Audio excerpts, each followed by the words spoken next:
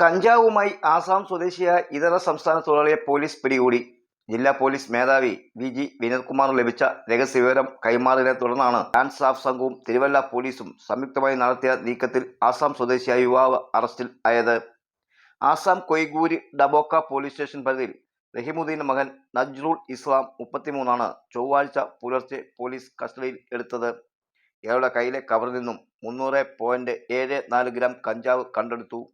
നാട്ടിൽ നിന്നും കഞ്ചാവ് ഇവിടെ എത്തിച്ച് ചില്ലറ വിൽപ്പന നടത്തിവന്ന പ്രതി പോലീസിന്റെ നിരന്തര നിരീക്ഷണത്തിലായിരുന്നു.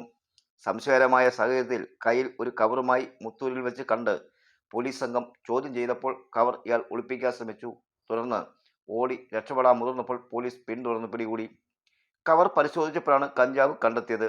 വിശദമായി ചോദ്യം ചെയ്തപ്പോൾ വിൽപ്പനയ്ക്കായി കൈവശം വെച്ചതാണെന്ന് ഇയാൾ സമ്മതിച്ചു.